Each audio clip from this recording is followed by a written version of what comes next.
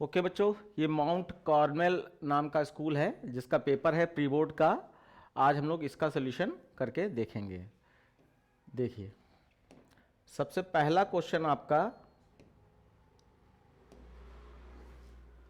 Which among the following is a valid method of initialising a Boolean variable. Boolean variable को initialise करने के लिए कौन सा सबसे एप्रोप्रिएट सही तरीका है? पहला वाला है, बिल्कुल सही। क्योंकि आप इसमें थोड़ा सा नीचे मैं बताऊं कि नीचे वालों में गलत क्या है। तो इसमें टी अपर केस कर दिया तो कीवर्ड सारे स्मॉल लेटर में होते हैं, और इसमें आपका ट्रू फॉल्स कीवर्ड है तो उसको सिंगल कोट डबल कोट्स में नहीं कर सकते, कर दिया है। और इसमें ट्रू अपर केस कर दिया है, बिल्कुल। तो इसलिए पहला वाला ऑप्शन आपका सही है। उसके दूसरा देखिए, the jump statement that is use to inside the switch case construct to terminate a statement sequence is called. हाँ, तो स्विच केस से बाहर आने के लिए आप लोग ब्रेक स्टेटमेंट ही यूज करते हैं, बिल्कुल सही है। उसके बाद the process of binding the data and methods together as a unit is called.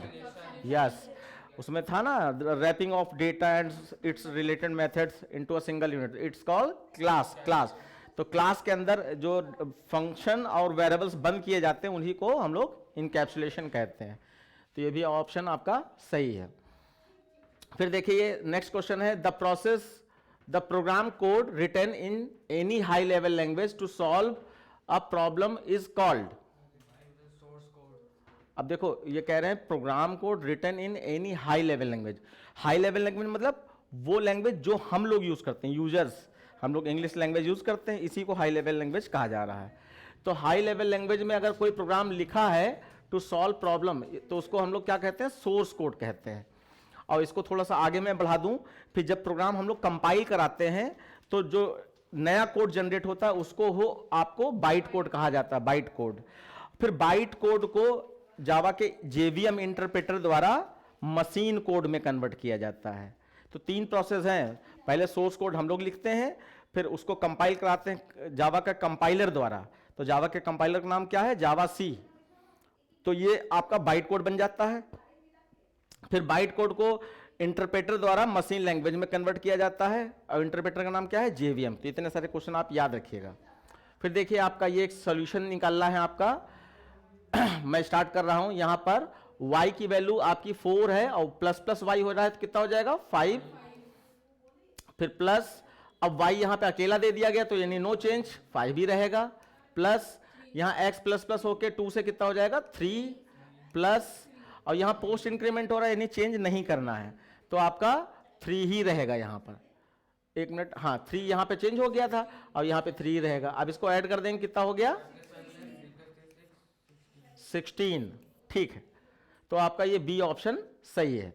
फिर प्रेडिक्ट द आउटपुट, ये फॉर लूप चल रहा है। अब फॉर लूप में बच्चों ये हमेशा याद रखना कि फॉर लूप में लास्ट में सिर्फ डू वाइल लूप ऐसा है जिसके लास्ट में यहां पे सेमीकोलन लगता है, फॉर या वाइल में नहीं लगता है। लेकिन लगा दिया, अगर लगा दिया तो एम्प्टी लूप फॉर लूप में माना जाता है। एम्प्टी मतलब उसके अंदर का स्टेटमेंट जो दिखाई पड़ रहा है वो उसके अंदर नहीं है, एम्प्टी लूप माना जाता है। यानी ये जब प्रोग्राम चलेगा तो ये स्टेटमेंट एग्जीक्यूट नहीं होगा, एसओपी वाला ये स्टेटमेंट एग्जीक्यूट नहीं होगा। फिर कैसे होगा? एक बार चला के दिखाता हूं मैं। ये गलती करोगे इसलिए इसको समझ लो। x में 1 स्टोर हो गया, 1 3 से छोटा है। अब यहां से नीचे ना आकर यहीं से यहां चला जाएगा, x प्लस प्लस होकर 2 हो जाएगा। फिर यहां आया 2 भी 3 से छोटा है, कंडीशन ट्रू। फिर यहां से ऊपर चला जाएगा, 3 हो गया, 3 3 के बराबर है, कंडीशन ट्रू।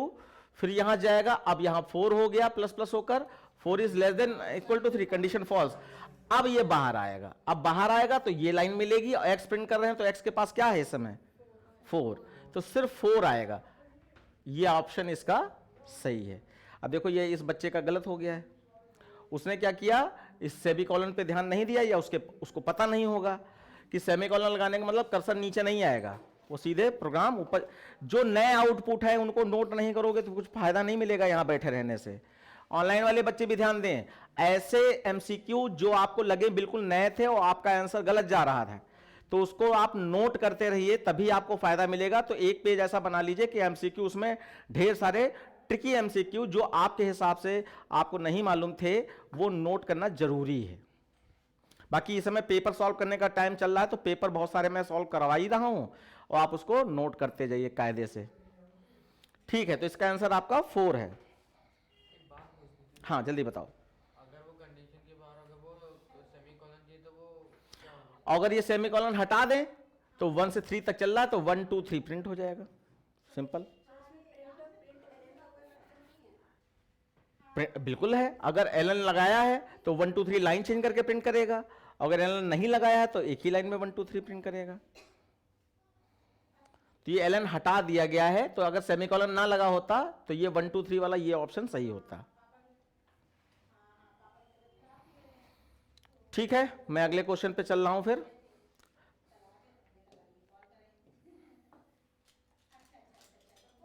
देखिए नेक्स्ट क्वेश्चन है आपका, name the type of error in the given statement. अब देखो, आपको ये फंडामेंटल हमेशा याद होना चाहिए कि मैथ में 0 से किसी नंबर को डिवाइड नहीं किया जा सकता। इसको कंप्यूटर लैंग्वेज में रन टाइम एरर कहा जाता है, रन टाइम एरर कहा जाता है। तो यहां पर एरर का नाम पूछा, रन टाइम लिखा है, बिल्कुल सही है बच्चे ने जो भी सही किया है। उसके बाद number of bytes occupied by the character data type. तो कैरेक्टर डेटा टाइप 2 बाइट पर कैरेक्टर, एक कैरेक्टर स्टोर कराने के लिए 2 बाइट लेता है। अगर राम स्टोर है तो 2 + 2 + 2 यानी कि 6 बाइट हो जाएगा। तो जो भी नए क्वेश्चन हो आपके हिसाब से फटाफट नोट करते रहिएगा, नहीं तो फिर आप दोबारा से वीडियो देखिएगा तब नोट कीजिएगा, आपकी मर्जी। लेकिन जो आपको नहीं मालूम थे वो जरूर नोट करना, नहीं तो आपकी थ्योरी में ही बहुत सारे क्वेश्चन गलत हो जाएंगे और आप 90 से नीचे आ जाओगे। ठीक है, अब मैं नेक्स्ट क्वेश्चन ले रहा हूं, the function call in which the data in actual parameters gets change is called.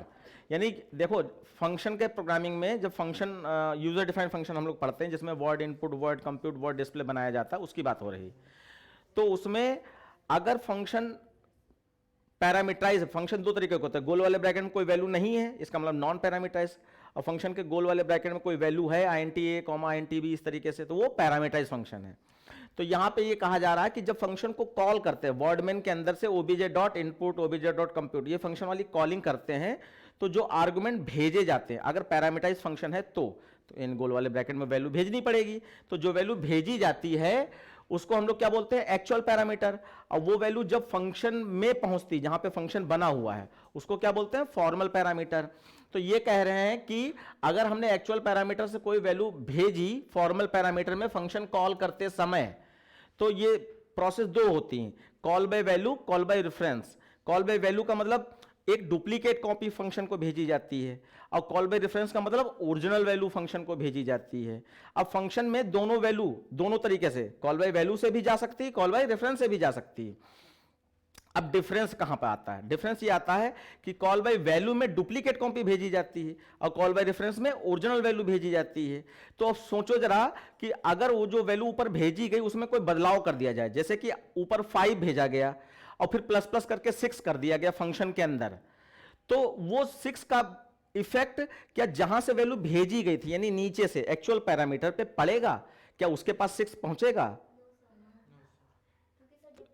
Yes, ध्यान यहां पे देना, क्योंकि डुप्लीकेट कॉपी ऊपर भेजी गई कॉल बाय रेफरेंस वैल्यू में, और डुप्लीकेट कॉपी में चेंज होने डुप्लीकेट में चेंज हुआ ना, ओरिजिनल वैल्यू तो अभी भी नीचे है, लेकिन कॉल बाय रेफरेंस में ओरिजिनल वैल्यू ऊपर भेजी जाती है।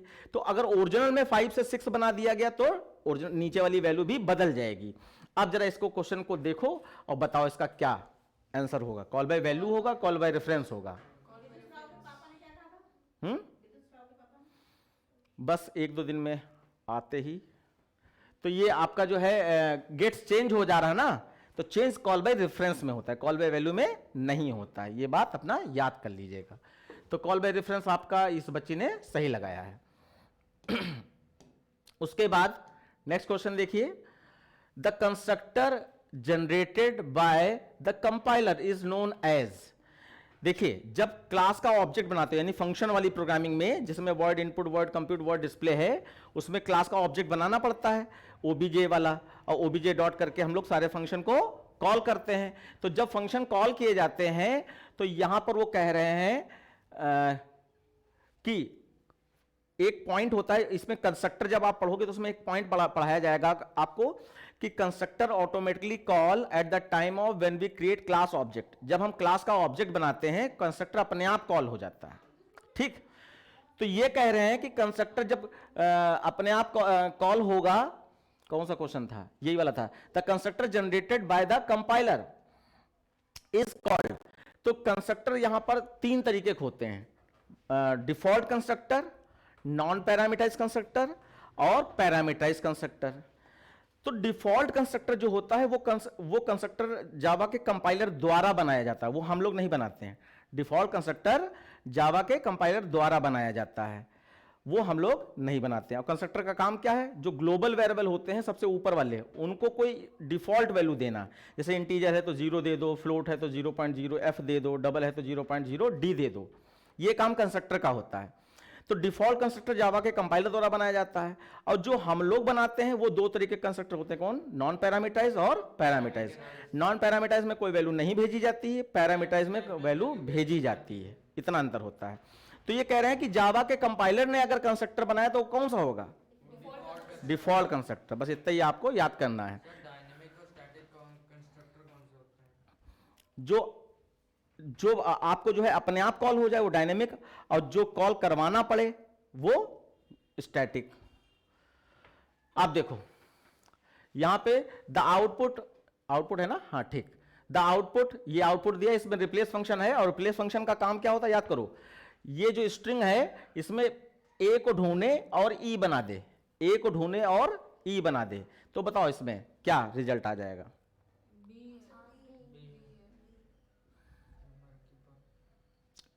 बोलो, पहला लेटर क्या आएगा, R E M E R K E B L E, बिल्कुल सही। जितने ए हैं सबको ई बना दो, लेकिन अपर केस लोअर केस अलग चीज होती है। अगर मान लीजिए यहां पे कोई अपर केस में ए होता ये, तो इसको चेंज नहीं करता, वो लोअर केस वाले ही दिए गए हैं तो लोअर केस को ही बदलेगा और किसी को नहीं छुएगा। क्लियर? जैसे सर अगर वहाँ पे जो रिप्लेस के आगे ए स्मॉल है, अगर वो कैपिटल ए होता तो कोई चेंज नहीं होता उसमें। हाँ, अगर ये कैपिटल ए होता तो नो चेंज, क्योंकि कैपिटल ए इसमें कोई है ही नहीं, नो चेंज, जैसा था वैसे बना रहता। ठीक है।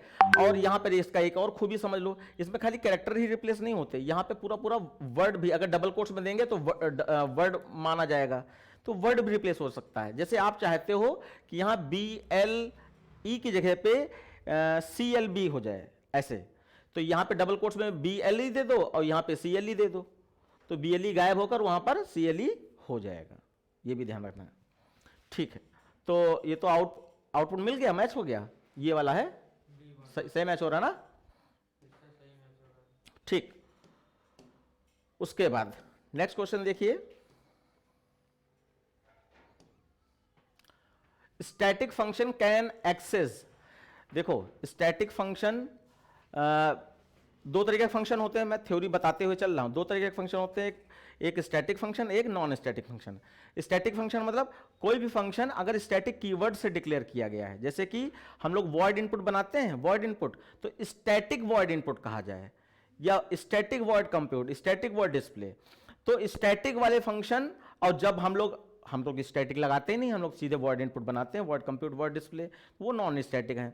तो एक खाली की पॉइंट यहां पे याद कर लो, नॉन स्टैटिक फंक्शन को कॉल करने के लिए ऑब्जेक्ट को बनाना पड़ता है, यानी ओबीजे चाहिए, ओबीजे डॉट इनपुट करके फंक्शन को कॉल किया जाएगा। और जो स्टैटिक फंक्शन होते हैं उसके लिए ऑब्जेक्ट की जरूरत नहीं होती है, तो फिर वो कॉल कैसे होंगे, वो क्लास के नाम से कॉल होते हैं, क्लास के नाम से। जैसे क्लास का नाम XYZ है और ऊपर तीन फंक्शन है, इनपुट कंप्यूट डिस्प्ले, तो हम XYZ dot input, XYZ dot compute, XYZ dot display ऐसे करेंगे। अगर वो नॉन स्टैटिक होता तो OBJ dot input, OBJ dot compute, OBJ dot display करते। ये इसका थ्योरी है। बाकी अब क्वेश्चन के हिसाब से अब जरा देखा जाए, कौन सा था हमारा ये, हाँ, तो देखो static data member, non static data member और बोथ A एंड B, ये पूछ क्या रहा है, स्टैटिक फंक्शन कैन एक्सेस। अच्छा, वो तो मैं दूसरी चीज, बहुत सारी चीज बता दिया। वो कह रहे हैं स्टैटिक फंक्शन में किस किस टाइप का डेटा एक्सेस किया जा सकता है, स्टैटिक फंक्शन में किस किस टाइप का डेटा एक्सेस किया जा सकता है, ये पूछ रहे हैं। तो इसमें आपका स्टैटिक डेटा मेंबर तो जब स्टैटिक फंक्शन है तो उसके अंदर तो स्टैटिक डेटा मेंबर एक्सेस होगा ही होगा, है ना। और यहां पे दूसरा लिखा है नॉन स्टैटिक डेटा मेंबर, और तीसरा लिखा है बोथ ए एंड बी, और चौथा लिखा है नन ऑफ दीज। तो अब तुम्हारा यहां पर क्या, जैसे फंक्शन को स्टैटिक बनाया जा सकता है ऐसे वेरिएबल को भी स्टैटिक बनाया जा सकता है। जैसे int a, b, c लिखते हो, ऐसे static int a, b, c लिखा जा सकता है, ठीक है। तो यहां पर आप नॉन स्टैटिक वेरिएबल्स को स्टैटिक के अंदर यूज नहीं कर सकते, लेकिन स्टैटिक वेरिएबल को नॉन स्टैटिक के अंदर यूज कर सकते हो। फिर से एक बार मैं स्टेटमेंट रिपीट कर रहा हूं, स्टैटिक डेटा मेंबर को, ध्यान सुनना, स्टैटिक डेटा मेंबर मतलब वेरिएबल्स, स्टैटिक डेटा मेंबर को स्टैटिक फंक्शन के अंदर यूज किया जाता है, लेकिन नॉन स्टैटिक डेटा मेंबर को स्टैटिक फंक्शन के अंदर यूज नहीं किया जाता है। अब इसका उल्टा, अब इस स्टैटिक को हटा दो, ये क्या हुआ, नॉन स्टैटिक फंक्शन।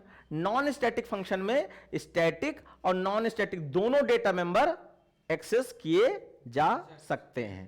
तो इसके हिसाब से आपका ये पहला वाला आंसर ठीक हो गया, आपका स्टैटिक डेटा मेंबर इसके अंदर एक्सेस किए जाएंगे।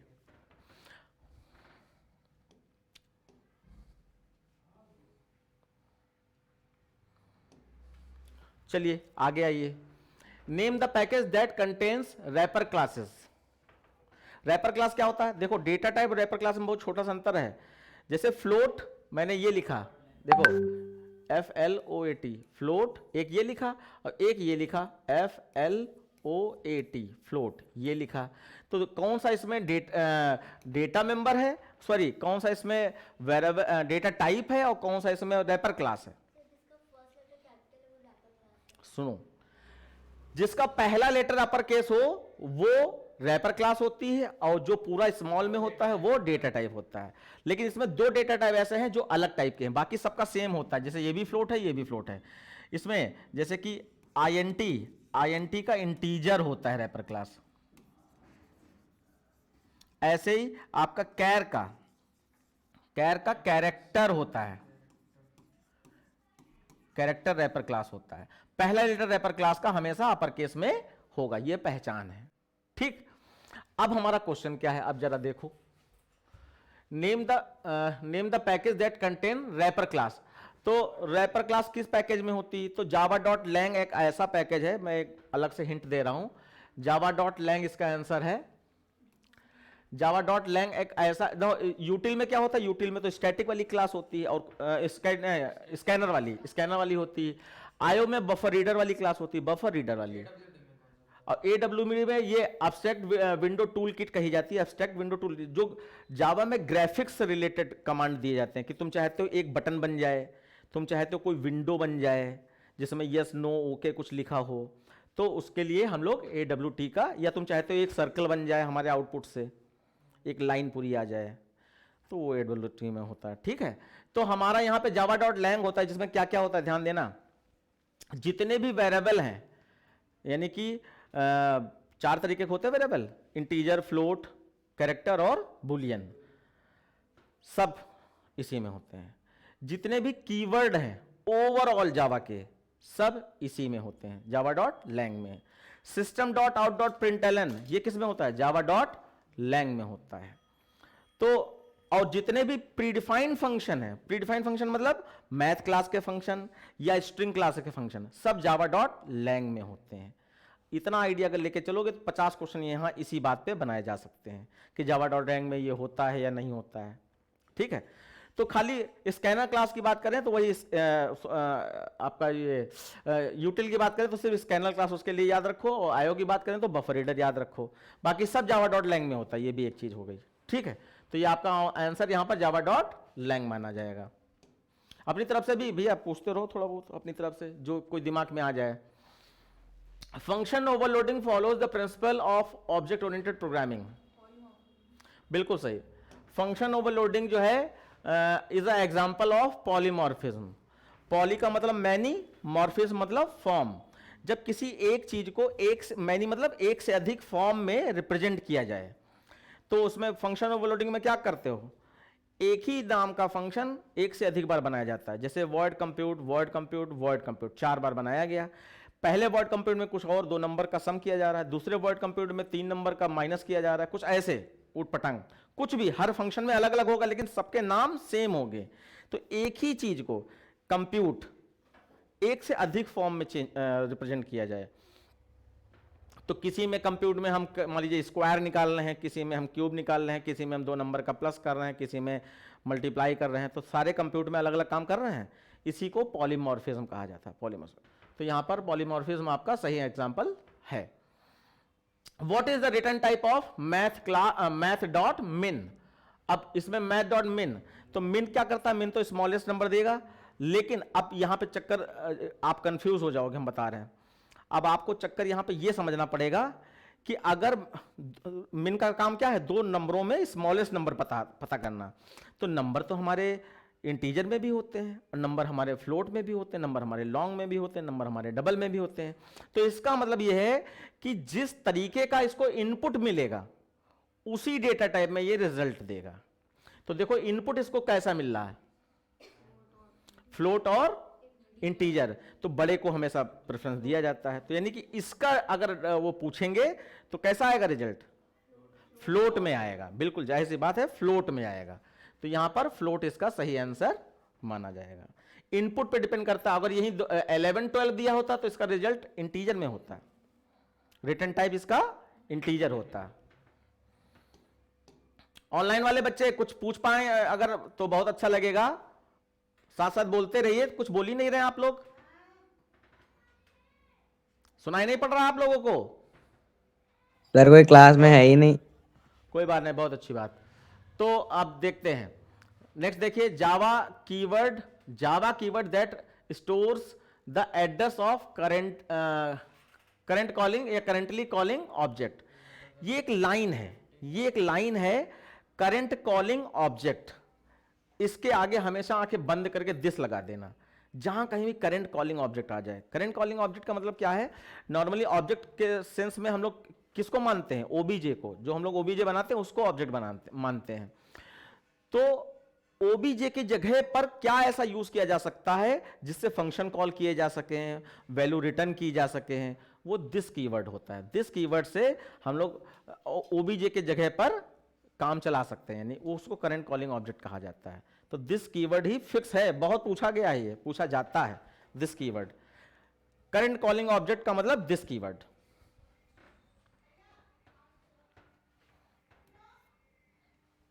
ठीक है, उसके बाद what will be the final value for या ऑफ सीटीआर व्हेन एग्जीक्यूटेड। अब देखो इस तरीके के क्वेश्चन कैसे निकाले जाते हैं, इनको थोड़ा सा समझ लें। आप देखो आई की वैल्यू 1 से 5 तक चलेगी, आई की वैल्यू 1 से 5 तक, यानी 5 बार लूप चलेगा आई वाला। अब जब 5 वाला बार ऊपर वाला लूप चलेगा, तो जितनी बार ऊपर वाला लूप चलेगा 5 क्या, यहां तो लेस देन 5 है, तो यानी 4 तक चलेगा। लेस देन 5 है ना, तो 4 तक चलेगा, 1 से 4 तक। दिमाग में आना चाहिए जो मैं बोल रहा हूं। तो 1 4 से छोटा है, कंडीशन 5 से छोटा है, कंडीशन ट्रू है। अब ये 4 बार चलेगा, तो 4 बार जब चलेगा तो अंदर वाले को उतनी बार चलवाएगा जितनी बार ऊपर वाला लूप ट्रू करेगा कंडीशन, और अंदर वाला लूप कंप्लीट चलता है। अब जरा देख लो अंदर वाला लूप कितनी बार चल रहा है, तो अंदर वाला लूप देखो 1 से 5 तक चल रहा है, और 2 प्लस प्लस हो रहा है, तो कितना चला, 1 चला, फिर 3 चला, फिर 5, यानी ओवरऑल 3 बार चला ना, 3 बार चला। तो 3 बार चलने पर ये प्लस प्लस कर रहा है, इसका मतलब 3 बार सीटीआर प्लस प्लस भी होगा। तो ओवरऑल ये कितनी बार चल रहा है, 4 बार चल रहा है, ये कितनी बार चल रहा है, 3 बार चल रहा है। तो सिर्फ मल्टीप्लाई करा देना होता है, 4 × 3 12, यानी 12 बार अंदर वाला लूप चलेगा। ऐसे देखो, एक बार ऊपर वाला लूप कंडीशन ट्रू किया तो अंदर वाला 3 बार चला, फिर दूसरी बार किया तो अंदर वाला फिर से 3 बार चला, तो 3 3 6, फिर ऊपर वाला चल गया तो अंदर वाला फिर से 3 बार चल गया, तो 6 3 9, फिर ऊपर वाला एक बार और चल गया तो अंदर वाला फिर से 3 बार चल गया, तो 9 3 12, 12 बार। तो 12 बार ये वाला लूप चलेगा और 12 बार ये प्लस प्लस होगा, तो इसकी वैल्यू कितनी हो जाएगी, 12। 12 है, हाँ है। तो ऐसे निकाल सकते हैं आप बिना लूप चलाए, अंदाजा मार सकते हैं, बाकी चलाना तो चाहिए ही। हम लोगों ने चला भी लिया, देखो। उसके बाद देखो यहां पे ग्राफिक आर्ट दिया गया है, what will W D dot substring 8। तो सबस्ट्रिंग फंक्शन में देखो दो पार्ट होते हैं। सबस्ट्रिंग फंक्शन का काम क्या होता है बताओ? सबस्ट्रिंग फंक्शन में आपको एक्सट्रैक्ट करना होता है। हाँ, बड़े से वर्ड में छोटा सा पार्ट तोड़ने के लिए सबस्ट्रिंग फंक्शन यूज किया जाता है। तो इसके दो फॉर्मेट होते हैं। पहला फॉर्मेट होता है कि कोई एक नंबर दे दें इनपुट के रूप में, इनपुट में कोई एक नंबर दे दें। तो एक नंबर देने का मतलब वहां से वो इंडेक्स नंबर है एक्चुअली, तो उस इंडेक्स नंबर से आखिरी तक पूरा टूट जाएगा। कैरेक्टर भी तो दे सकते हैं। करेक्टर नहीं दे सकते हैं, इंटीजर वैल्यू देनी होती, इंडेक्स नंबर बताना होता, कहां से तोड़ना है। तो अगर एक नंबर दिया है इसका मतलब वहां से आखिरी तक पूरा तोड़ दे। और अगर उसको आपने स्टार्टिंग और एंडिंग बताई, जैसे हमने कहा 0,5, तो एंडिंग से हमेशा एक कम तोड़ता है, एंडिंग से हमेशा एक कम। तो 0,5 का मतलब 4 तक तोड़ेगा, 0 से 4 तक तोड़ेगा। अब यहां पे आउटपुट बताओ क्या आएगा? हाँ, वो अब यहां पे भी अपर केस लोअर केस का ध्यान देना पड़ेगा आपको। तो 8 से तोड़े तो देखो 0 1 2 3 4 5 6 7 8 यहां पे आया, तो 8 पूरा तोड़ दे। अब 8 जो है स्मॉल में है, पहला ए है कैपिटल, बाकी स्मॉल में, तो यही वाला ऑप्शन आपका सही हो गया। बाकी अच्छा डी भी हो सकता है, जरा समझने की कोशिश करो। किसमें सी स्पेस है? नहीं, स्पेस इसमें दिए ही नहीं जा सकते, वो तो ऑप्शन है ना। तो ये डी और बी दोनों सही है, ध्यान उन्होंने नहीं दे पाया है, इसको रीचेक उनको करना पड़ेगा। चाहे डी लगाइए चाहे बी लगाइए, आपकी मर्जी। फिर असर्शन रीजन वाले में हमने इसका ट्रिक बताया था या तरीका बताया था। तो इसमें सबसे आसान तरीका क्या था कि आप जब असर्शन और रीजन को पढ़ोगे तो आप ढूंढो किसी का कोई एक स्टेटमेंट गलत मिल जाए। आपको खाली इतना ढूंढना है, कोई एक स्टेटमेंट गलत मिल जाए। अगर गलत मिल गया तो ऑप्शन हमेशा सी और डी में से ही सही होगा। तो जो गलत होगा वही वाला सी या डी में मिल जाएगा आपको। तो हम लोग एक बार पढ़ेंगे इसको, क्या है असर्शन में। देखिए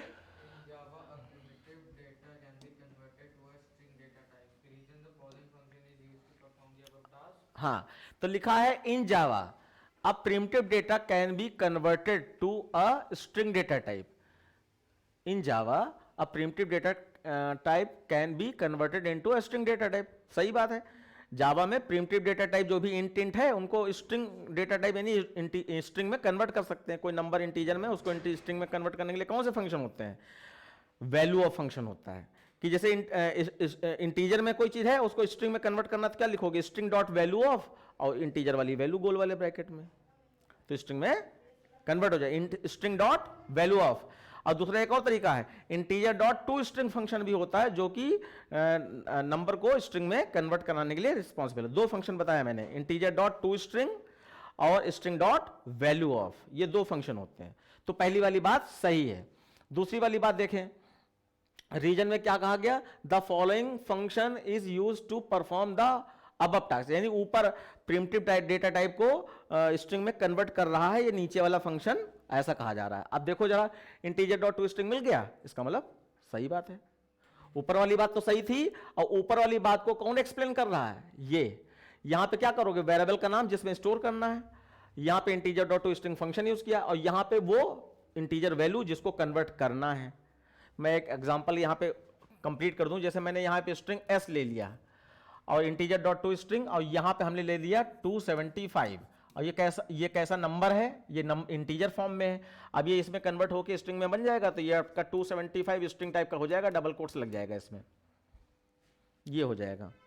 तो दोनों बातें सही हैं, और दूसरी बात पहली बात को एक्सप्लेन भी कर रही, तो हमेशा पहला वाला।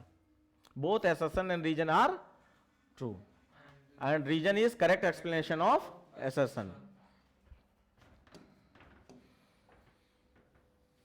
अब यहां पे एक पैराग्राफ दिया गया है, और उस पैराग्राफ को पढ़ो ना पढ़ो, क्वेश्चन पहले पढ़ लो, क्वेश्चन से ही अंदाजा मिल जाता है। जैसे कि यहां लिखा है which of the following character function defines the above text.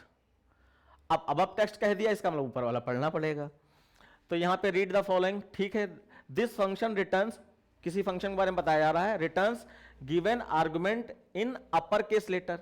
ये फंक्शन आउटपुट को अपर केस में कन्वर्ट करता है। तो देखो यहाँ पे अपर केस में कौन सा है, तो यहाँ पे ही 2 अपर केस है, यहाँ भी 2 अपर केस है। अब अपर केस में सही सिंटेक्स कौन सा है? अपर केस वाला वो है जो यू कैपिटल और सी कैपिटल है। सर वो बी वाले में सी को स्मॉल करा गया है शायद से। देखो जो कैरेक्टर फंक्शन होते हैं ना, उसमें पहला लेटर स्मॉल में होता है, पहला वर्ड स्मॉल में होता है, फिर हर नए वर्ड का पहला लेटर अपर केस में होता है, ये उसकी पहचान है। तो देखो 2 स्मॉल में है, फिर अपर का यू बड़ा, केस का सी बड़ा, ये भी सही है। और कैरेक्टर के फंक्शन है इसलिए कैरेक्टर अपर क्लास लगती है, character dot to upper case. अब जरा इसमें देखते हैं, character dot to upper case, ये भी सही है।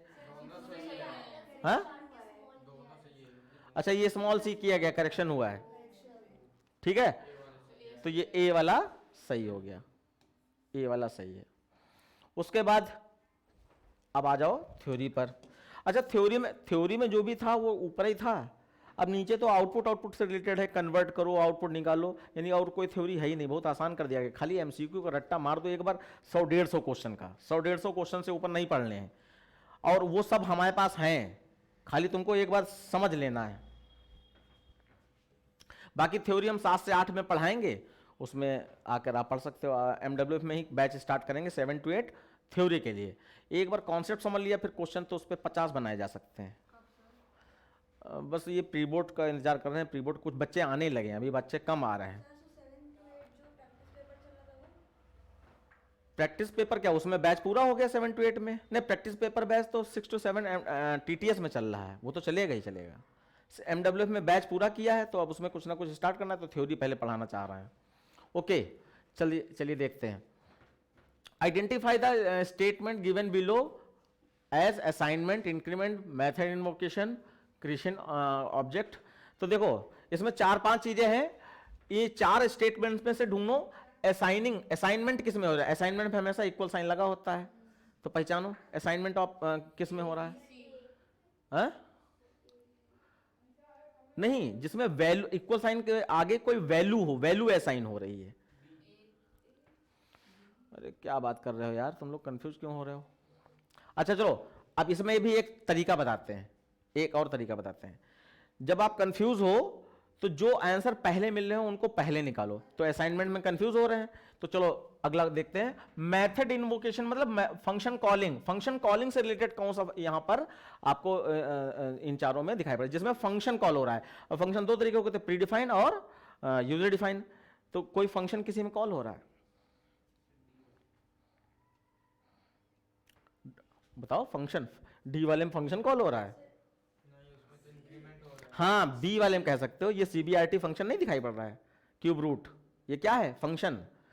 तो आपका यहां पर फंक्शन कॉलिंग तो इससे रिलेट हो गया।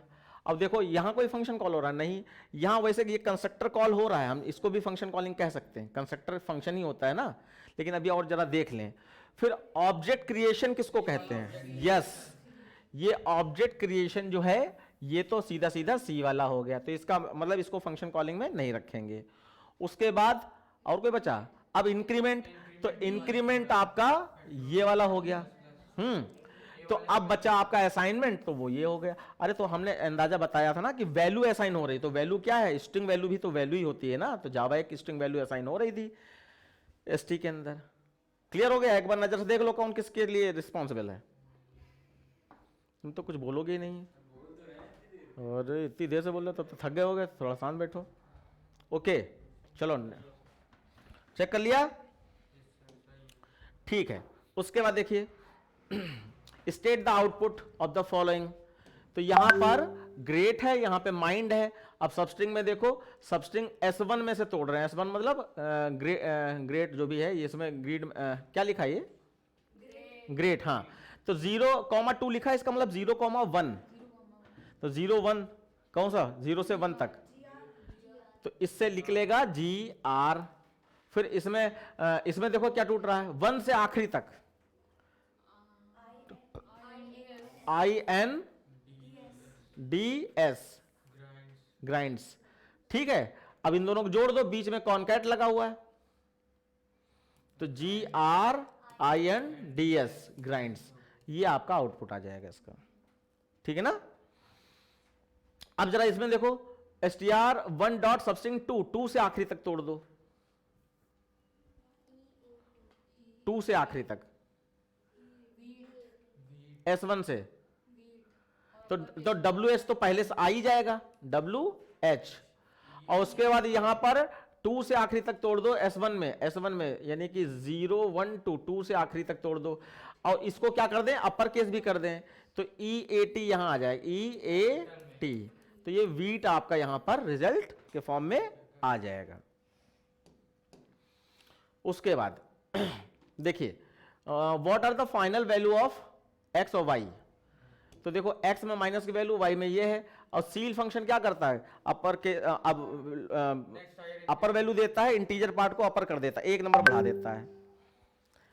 अगर पॉइंट के बाद 0 खाली लगा है तो नो चेंज, अगर सिर्फ 0 लगा है जैसे 2.0 नो चेंज, लेकिन 2.5 है तो 3.0 कर देगा, 5.7 है तो 6.0 कर देगा, एक इंटीजर पार्ट को 1 बढ़ा देगा, सील का मतलब ये है।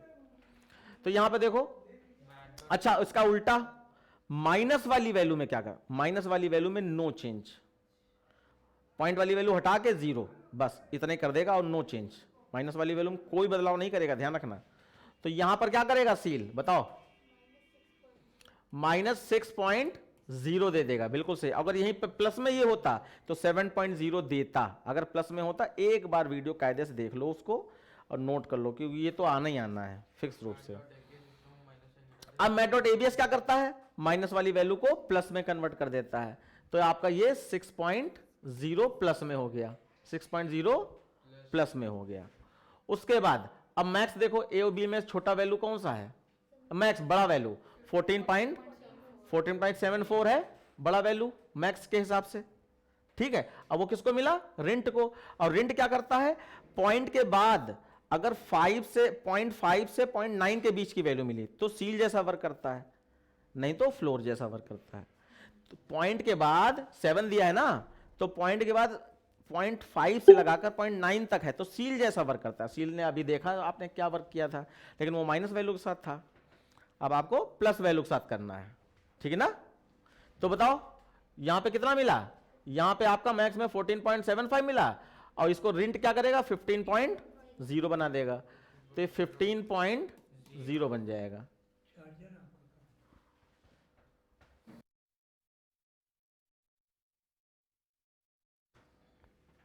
ठीक है, समझ लेना।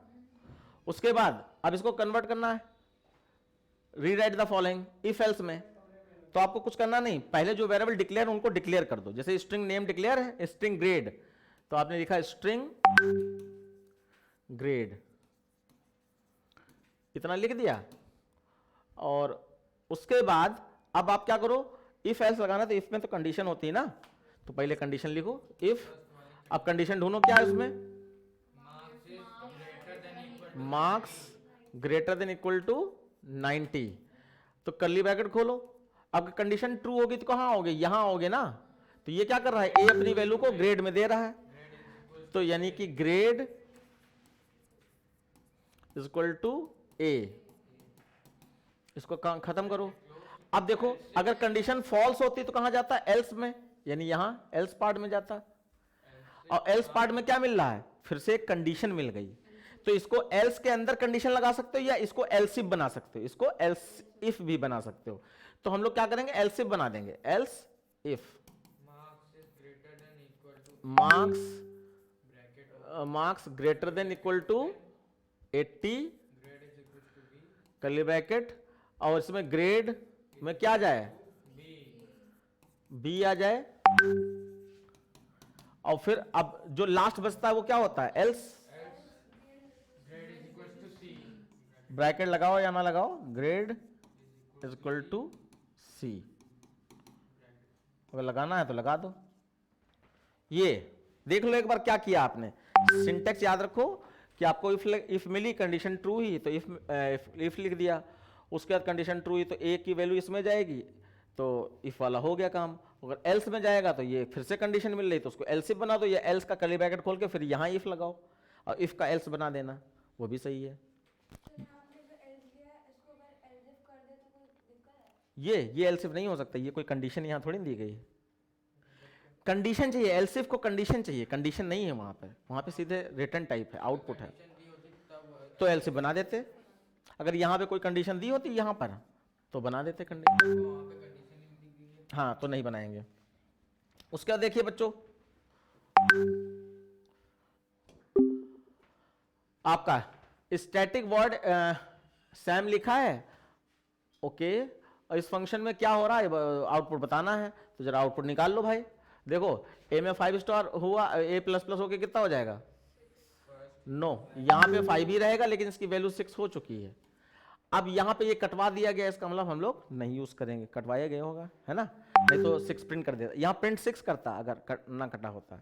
अब ये 6 वैल्यू, अब जहाँ पे पोस्ट इंक्रीमेंट हो या डिक्रीमेंट हो रहा है वहां चेंज नहीं करता, लेकिन उसकी चेंज वैल्यू अगले स्टेप पे जरूर पहुंचती, तो अगले स्टेप पे यानी यहां पर पहुंचेगी, तो ये 6 यहां पहुंचेगा, 6 पहुंचेगा, यहां 6 लिखो, और फिर हमने बताया था इक्वल साइन के पहले अगर कोई साइन आ जाए तो वैल्यू यहां से रखो, वैल्यू यहां से ना रखो, तो 6 यहां रखा, फिर माइनस साइन लगाया, और इक्वल साइन की जगह गोल वाला ब्रैकेट स्टार्ट कर दो, और उसके 6 में माइनस माइनस हो रहा है तो ये 6 ही बनी रहेगी, लेकिन 7 वैल्यू हो चुकी, माइनस माइनस होकर 5 हो चुकी है, 5 हो चुकी है।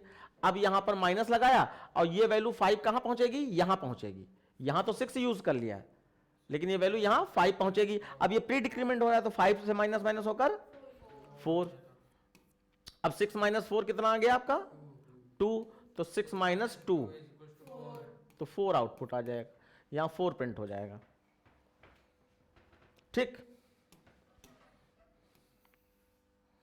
उसके बाद state the value of CL, okay, तो यहां देखो S में ये स्टोर है, S dot index of dot का इंडेक्स नंबर क्या होगा, तो जब भी कोई चीज स्ट्रिंग में हो, हाँ यस, जब भी कोई चीज स्ट्रिंग में हो तो समझ लो कि उसका इंडेक्स नंबर आपको 0 से ही स्टार्ट करना है, तो ये 0 1 पे आपका डॉट है तो यहां पे 1 पहुंच जाएगा N में, तो यहां सबस्ट्रिंग 0,1 लिखा है, तो जब स्टार्टिंग एंडिंग होती है तो एंडिंग से एक कम, तो एंडिंग से कम क्या हो जाएगा, 0 से स्टार्ट करे 0 तक तोड़े, 1 लिखा है ना, तो 1 से कम क्या होगा 0 होगा, तो 0 से स्टार्ट करे 0 तक तोड़े, इसका मतलब 0 वाला तोड़े, तो यहां पर सबस्ट्रिंग में 0 वाला तोड़ो जरा 4, तो यहां पे 4 टूटेगा, और 4 टूट के, अब 4 तो स्ट्रिंग में टूटेगा ना, और ये इंटीजर डॉट पास आईएनटी क्या करता है, किसी भी स्ट्रिंग वैल्यू को न्यूमेरिक फॉर्म में कन्वर्ट करता है। जैसे अभी हम लोगों ने इससे ऊपर देखा था कि नंबर को स्ट्रिंग में कैसे कन्वर्ट करें, अब यहां पर स्टेटमेंट है कि स्ट्रिंग वैल्यू को नंबर में कैसे कन्वर्ट करें, तो यहां इंटीजर डॉट पास आईएनटी से ये 4 न्यूमेरिक हो जाएगा, नंबर में 4 कन्वर्ट हो जाएगा। उसके बाद S डॉट सबस्ट्रिंग n+1, तो n क्या था, n आपका 1 था, तो 1 + 1 2, अब यहां पर 2 मिल गया, और 2 का मतलब वहां से आखिरी तक का पूरा तोड़ दे, और फिर उसको इंटीजर डॉट वैल्यू ऑफ दूसरा फंक्शन है जो किसी स्ट्रिंग वैल्यू को न्यूमेरिक फॉर्म में कन्वर्ट करता है, तो यहां पर 3 7 5 6 ये पूरा पूरा यहां पर आ गया। उसके बाद और कुछ, हाँ बस यही बताना था, तो इसकी वैल्यू 4 आई, इसकी वैल्यू 3 7 5 6 न्यूमेरिक फॉर्म में आ गई, ठीक है, इतना ही हुआ है। उसके बाद what is the data type return by the following string function, अब कंपेयर टू दो स्ट्रिंग में कंपेयर करता है तो किस टाइप की वैल्यू रिटर्न करता है, इंटीजर वैल्यू रिटर्न करता है, जैसे कि ए और बी में डिफरेंस निकालेगा तो ए और बी में 1 का डिफरेंस है तो 1 रिटर्न करेगा, तो ये इंटीजर वैल्यू रिटर्न करता है। और इक्वल्स ये बूलियन रिटर्न करता है, इक्वलिटी चेक करना है तो ट्रू फॉल्स देता है, तो ये बूलियन रिटर्न करता है, ये होता है। देखो इसके रिटर्न टाइप सारे फंक्शन के आने चाहिए नहीं की, और रिटर्न टाइप इसको याद करने की जरूरत नहीं है, फंक्शन के बारे में पता होगा तो रिटर्न टाइप पता होगा, फंक्शन के बारे में नहीं मालूम है, सही यूज यस, इस चीज का याद रखिएगा। उसके बाद देखिए यहां पे आंसर देना है, क्या देना है, हाँ, how many time does the loop execute, तो इसको भी उसी तरीके से कर सकते हो बच्चा। देखो कितनी बार चलेगा, तो ऊपर वाला देखो 1 से <3 चल रहा है, इसका मतलब 2 तक चल रहा है, 2 तक चल रहा है, और नीचे वाला 1 से <2 चल रहा है, इसका मतलब 1 तक चल रहा है, यानी ऊपर वाला 2 बार चलेगा तो नीचे वाला 1 बार चलेगा। तो ऊपर वाला 2 बार चलेगा तो नीचे वाला 1 बार चलेगा। तो अब देखो ऐसा समझ लो, ऊपर वाला 1 बार चला तो नीचे वाला 1 बार चला। अब उसमें क्या हुआ, i इंटू जे हो रहा है। तो अब अच्छा आउटपुट तो चाहिए नहीं, अभी पहले तो हमें यही बताना है। तो देखो ऊपर वाला 1 बार चला तो नीचे वाला 1 बार चला, फिर ऊपर वाला 1 बार और चला तो नीचे वाला 1 बार और चल गया, और ऊपर वाले को 2 बार चलना था। तो यहाँ पे 2 इंटू 1 2 टाइम चला। कौन, नीचे वाला लूप 2 टाइम चला। अब यहाँ पे how many times does the loop execute, ये लिखने के बजाय इनको ये पूछना चाहिए था इनर लूप एग्जीक्यूट या आउटर लूप एग्जीक्यूट। अब यहाँ पे कुछ नहीं कह रहे हैं, इसका मतलब इनर लूप आपको मान के चलना पड़ेगा। तो इनर लूप ऊपर वाले लूप के हिसाब से चलता है, तो ऊपर वाला 2 बार चलेगा, नीचे वाला 1 बार चलेगा। तो इसका मतलब ऊपर वाला पहली बार जब चला तो नीचे वाला 1 बार चला, फिर ऊपर वाला दूसरी बार चला तो नीचे वाला फिर से 1 बार चला, तो नीचे वाला 2 ही बार तो चला। तो यहां पर आप क्या लिख दोगे, 2 टाइम्स, 2 टाइम्स। अब आउटपुट पूछ रहे हैं क्या है, तो आउटपुट एक बार देख लो जरा। देखो ऊपर वाले में 1 है, 3 से छोटा है, नीचे वाले में 1 है, 2 से छोटा है। तो 1 इंटू 1 पहला आउटपुट 1 आ गया।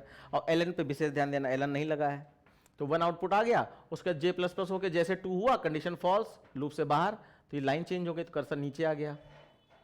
फिर ऊपर वाला लूप आई प्लस प्लस होकर 2 हो गया, कंडीशन ट्रू, नीचे आए। और जे वाला फिर से क्या हो जाएगा, 1 हो जाएगा। 1 2 से छोटा है, कंडीशन ट्रू है, नीचे आए।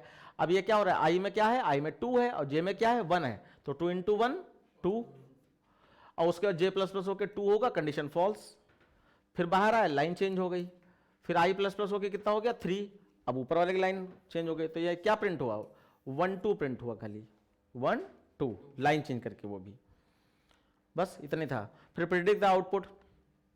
अब देखो ये वाली लाइनें आप याद ही कर लो, ज़्यादा अच्छा है, इसमें बहुत ज़्यादा फोकस किया जा रहा है। स्ट्रिंग से इंटीजर में कन्वर्ट कराओ, इंटीजर से स्ट्रिंग में कन्वर्ट करो, दोनों तरीके की चीज़ें पूछ देंगे। फिर से देखो इंटीजर डॉट वो आ गया, इंटीजर डॉट पास आईएनटी आ गया, इसका मतलब ये स्ट्रिंग वैल्यू को नंबर में कन्वर्ट कर रहे हैं। तो नंबर में 1 0 0 1 कन्वर्ट कर लिया। फिर उसी स्ट्रिंग को अब डबल में कन्वर्ट कर रहे हैं, तो 0.0 लग जाएगा, 1 0 0 1.0 ये हो जाएगा। उसके बाद अब दोनों को जोड़ रहे हैं तो आएगा तो रिजल्ट डबल में, और बस इनको जोड़ना है। तो 1 + 1 2, फिर 0 0 1 + 1 2 और 0.0, ये आउटपुट आ जाएगा, है ना। उसके बाद देखो जल्दी से, अब लोग एंड की तरफ है बिल्कुल। अब देखो यहां पर ये इसका यूज समझ लो। /n से क्या होता है, लाइन चेंज होती है। /t से क्या होता है, स्पेस आता है। तो इसमें स्लैश का क्या यूज है, स्लैश का यूज होता है नॉन प्रिंटेबल कैरेक्टर को प्रिंट करवाना। ये वाले स्लैश की बात हो रही है। अब जैसे /n /t ये तो मीनिंगफुल बताए गए हैं, इसके अलावा कुछ भी लिख दोगे जो कि उस लिस्ट में नहीं है, जैसे /n /t वाली लिस्ट में नहीं है, और लिख दोगे तो वो कैरेक्टर ही प्रिंट हो जाएगा। अब जैसे यहां पे आपने देखा होगा एसओपीएलएन में डबल कोट्स के अंदर कुछ भी लिखा जाता है, लेकिन क्या डबल कोट्स प्रिंट होता है, सोचो। एसओपीएलएन में डबल कोट्स में कुछ प्रिंट कराया तो उसके अंदर जो डेटा है प्रिंट हो जाता है। क्या डबल कोट्स प्रिंट होता है, क्या सिंगल कोट्स प्रिंट होता है? तो ये ऐसे कैरेक्टर हैं जो प्रिंट नहीं होते, इन्हीं को नॉन प्रिंटेबल कैरेक्टर कहा जाता है। अब हम चाहते हैं कि ये कैरेक्टर भी प्रिंट हो सके, उसके लिए स्लैश का यूज है। देखो अगर हम यहाँ पे स्लैश के बाद डबल कोट्स लगा दे तो ये डबल कोट्स प्रिंट होगा, स्लैश नहीं प्रिंट होगा, स्लैश कभी नहीं। अच्छा मान लीजिए आप चाहते हो स्लैश ही प्रिंट हो जाए, तो स्लैश के बाद एक और स्लैश लगा दो, क्योंकि ये स्लैश मदद करता है क्या प्रिंट हो जाए जो प्रिंट नहीं हो सकता। तो ये स्लैश मदद कर रहा है, और ये स्लैश वो कैरेक्टर है जो प्रिंट नहीं हो रहा था, अब प्रिंट होगा। तो यहां पर हमने स्लैश सिंगल कोट्स लगा दिया तो सिंगल कोट्स प्रिंट होगा, स्लैश डबल कोट्स लगा दिया तो डबल कोट्स प्रिंट होगा, स्लैश स्लैश लगा दिया तो स्लैश प्रिंट होगा। अब जल्दी से बता दो यहां पर आउटपुट क्या आएगा।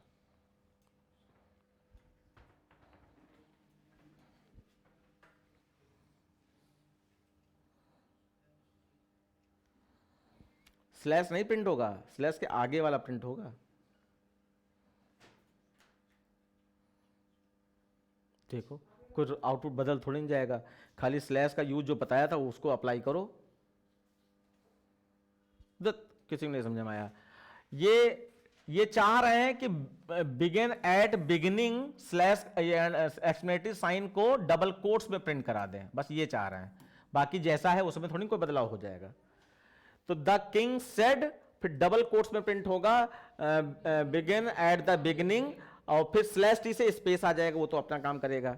तो ये बिगिनिंग एक्सप्लेनेशन साइन के बाद में 6 कैरेक्टर का स्पेस देकर फिर टू मी इतना लिख दो। तो ये डबल कोट्स प्रिंट कराने के लिए कि मतलब किसी स्ट्रिंग को डबल कोट्स में प्रिंट करा दें, उसके लिए दिया गया। कितनी सुंदर चीज दी गई, अभी भी तुम्हारा दिमाग हिले नहीं लोगों के कि ये चीज समझ में आनी चाहिए आप लोगों को कि स्लैश से कुछ भी, अगर यहीं पे सिंगल कोट्स लगा देते तो ये सिंगल कोट्स में प्रिंट हो जाता, अगर यहीं पे एक और स्लैश लगा देते तो स्लैश ही प्रिंट हो जाता। वही समझा रहे थे लेकिन कोई दिमाग में जा नहीं रहा था, इसका मतलब ये है। ओके, फिर देखो यहां पर 97 है, तो 97 किसका आस्काई कोड होता है? स्मॉल ए का होता है। स्मॉल ए का 97 से 122 तक होता है। अब देखो जरा, ये एक्सप्लिसिट टाइप कास्टिंग की जा रही है, किसी भी नंबर को कैरेक्टर में बदला जा रहा है। तो यहां पे क्या किस में बदल जाएगा? अभी अभी तुमने बताया था 97 स्मॉल ए का होता है, तो फिर क्यों डाउटफुल हो? तो स्मॉल ए में बदल जाएगा। उसके बाद अब यहां पे कह रहे हैं इसको CH को प्रिंट कर दे, तो स्मॉल ए प्रिंट हो जाएगा। लाइन चेंज हो रही है, कर्सर नीचे आ जाएगा। उसके बाद अब स्मॉल ए बदल के इसमें ए तो बन गया है, लेकिन एक्स में जो 97 था वो थोड़ी गायब हो गया, वो एक्स में अभी भी है। अब 97 10 से डिवाइड कराओगे तो क्या आएगा? 7 रिमाइंडर आएगा ना। 0 काटो, पॉइंट लगाओ, 97 में 0 काटो नीचे 10 का, तो 9.7 आएगा। पॉइंट की इस साइड वाला रिमाइंडर होता है। अरे बबलू ये कह रहे हैं ये 0 था, पॉइंट यहाँ लगा, ये रिमाइंडर होता है। तो रिमाइंडर क्या आएगा? 7 क्या 0 से मैच हो रहा है? नहीं हो रहा है। नहीं हो रहा है तो कंडीशन फॉल्स। तो ये ध्यान दो। अब देखो यहाँ कंफ्यूज करने की कोशिश की गई, कंडीशन के अंदर ब्रेक है, x++ नहीं है। तो अगर कर्ली ब्रैकेट खुला होता तो ये दोनों लाइनें पता चलती किसके अंदर है, और अगर कर्ली ब्रैकेट नहीं तो एक लाइन इफ कंडीशन के अंदर मानी जाएगी। तो एक लाइन में कौन है, चाहे इसको नीचे उठा के लिख दो चाहे सामने लिखो, दोनों का मतलब सेम है। तो ब्रेक तभी चलेगा जब ये कंडीशन ट्रू होगी, अदरवाइज x++ होगा। x++ जो है इफ से बाहर है, ध्यान रखना, कंफ्यूज किया गया है। तो ++x से कितना हो जाएगा? 97 से 98, फिर 98 100 से छोटा है, फिर ऊपर गया डू पे जाएगा, डू पे गया, और डू पे 98 जो है बी में कन्वर्ट हो जाएगा, और फिर CH प्रिंट कराओगे तो बी प्रिंट होगा, फिर लाइन चेंज हो जाएगी। फिर 98 डिवाइड करोगे तो 8 रिमाइंडर आएगा, वो भी 0 से मैच नहीं किया, फिर x++ होकर 99 हो गया, ऊपर चला गया। 99 मतलब C दे दे, कर्सर नीचे कर दिया। अब 99 में से 9 टूटेगा, 0 के बराबर नहीं, फिर 99++ होकर 100 आ गए, फिर ऊपर गया। 100 का कैर बदलेंगे तो D, ये सब स्मॉल में चल रहा है, D आ गया। अब 100 को 10 से डिवाइड करोगे, रिमाइंडर क्या आएगा? 0 0 से मैच हो गया तो ब्रेक से बाहर। ये हुआ है। तो ABCD आपका आउटपुट आ गया है। ठीक, तो अगली क्लास में हम लोग अगली क्लास क्या, ये आप देखिए किस क्लास में हम कराते हैं। इस क्लास में तो अगली क्लास में हम लोग एरे टॉपिक स्टार्ट करेंगे। ठीक है, तो आज की क्लास यहीं पर एंड होती है। Bye bye.